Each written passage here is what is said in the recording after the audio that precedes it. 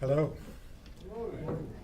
I'm here today to talk about the issue of whether we really need these new pipelines in order to have the energy we need.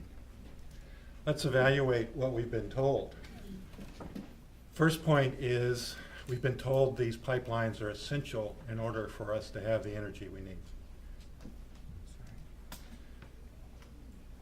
We've also been told that we'll save money and lower our energy cost.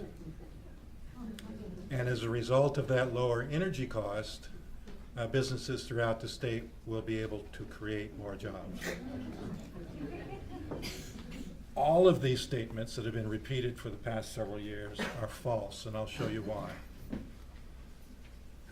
The Department of Energy, independent consultants, industry experts have said there's ample capacity in our existing pipeline system to give us the energy we need. This is one example. This is the Transcontinental Pipeline, Transco for short, been around for decades. There's 4 major pipelines in that corridor. It was built originally to bring gas from the production areas in Texas and the Gulf Coast up along the East Coast to markets in the Northeast. Once the Marcellus and the Utica Shale regions got underway, more capacity has been added to this system than the total capacity of the Atlantic Coast and Mountain Valley pipelines combined. If the northeastern markets are served by a portion of that gas, it frees up capacity to bring the gas southbound, particularly through Virginia and the Carolinas. This is the existing pipeline system in Virginia. It's filled with pipelines. The Columbia Gas Pipeline system is expanding almost in the amount of the ACP. In the FERC application, Dominion said all of their allocation could be brought from West Virginia to Virginia using the Columbia Gas Pipeline. Same thing for Southeast Virginia. We can tap into these existing pipelines and bring as much or more gas to southeastern Virginia over existing rights-of-way. 2/3 of the capacity of the Atlantic Coast Pipeline is going to North Carolina. All of that amount, or perhaps more, could be provided in exactly the same locations as are proposed for the ACP by attaching to Transco and going over 105 miles of the Cardinal right-of-way, and then attaching to the final 90 miles of the ACP to deliver in exactly the locations that the ACP proposes. All of this at a fraction of the cost, and obviously a fraction of the impact. Dominion says this isn't possible. This new capacity is already fully subscribed.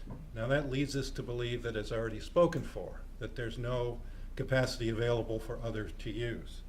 But their actions show the truth of it. Oops, go back one. They have contracted for capacity for their Cove Point LNG facility in an amount greater than they say they need for all of the proposed new power plants in Virginia from these supposedly fully subscribed, unavailable sources.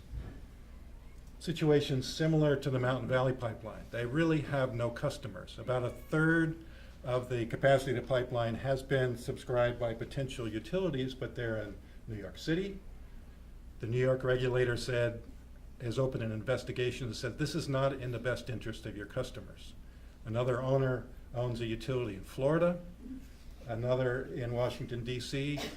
All of these could be more efficiently and far less expensively served by an existing pipeline.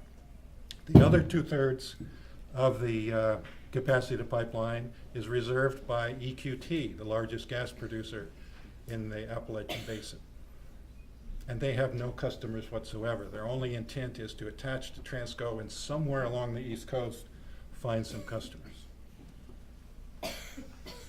Dominion says, well, all right, even if there is enough capacity in existing pipelines, the Atlantic Coast Pipeline will save us money. They commissioned a study that showed that the ACP would save $377 million per year in Virginia and North Carolina. There are a number of flaws in the report, but one of the major ones was they forgot to include the cost of actually using the pipeline. When you add that in, the ACP costs customers, families, businesses throughout the region billions of dollars more. Here's a specific example. When the Brunswick plant went into operation last summer, Dominion was actually one of the first to use this southbound flow of gas. If we compare the cost of the gas plus the cost of pipeline transportation, the ACP actually costs 28% more to fuel the Brunswick and soon-to-be new Greensville plant. This is based, all of what I'm presenting you is based on information that the applicants provided to FERC or to state regulators. An industry expert testified to the SCC in September that Dominion ratepayers would pay over $2 billion more to use the ACP than if those facilities were connected to existing pipelines. So who's speaking for us here? $2 billion more for Dominion customers, maybe about $1 billion more for Virginia natural gas customers, $6 billion more for the customers of the 3 subsidiaries of Duke and North Carolina. This is not a lower cost energy source. In fact, the higher cost from using these new pipelines will result in fewer jobs, not more, as has been advertised. Well, so someone should be looking at this, right? That's our expectation. We have a federal regulator, Federal Energy Regulatory Commission, whose job it is to look at this. When they approve a new pipeline, they issue a certificate of public convenience and necessity, except they ignore an evaluation of need, and they also ignore any consideration of the higher cost to the ultimate customers. The only thing they look at are the existence of contracts for at least a portion of pipeline capacity from the shippers. And nowadays, for most pipeline projects, these shippers are subsidiaries of the owners of the pipeline. 10 days ago, the current chairman of FERC, appointed just 2 months ago, said to a group of energy attorneys that his Federal Regulatory Commission has no ability to properly assess the need for these projects or their convenience to customers. So they are leaving it entirely in the hands of the applicants because they are the only ones who know whether there's a true need for the project. When the left hand contracts to the right hand of the same company, that is not a true indication of market demand. FERC's guidelines even say so.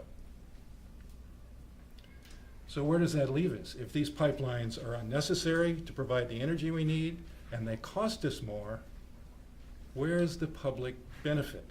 There is none. And lacking a public benefit, how can we justify seizing access to land from those unwilling to give it? The other issue is what we're here to talk about today. There's disproportionate harm to the lower income categories of our communities. They pay a higher portion of their income in energy bills. They have less ability to deal with the seizure of their land. Some think we have no voice. I propose if we have no voice, why are they working so hard to silence it? What we're really here to do today is to create power with our collective voice.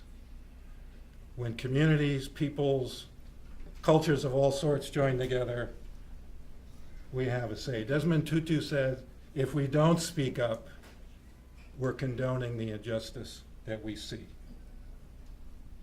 It's time for us to say yes to being free from pipelines. That will avoid the environmental issues. It will avoid the injustice. It will save us billions of dollars.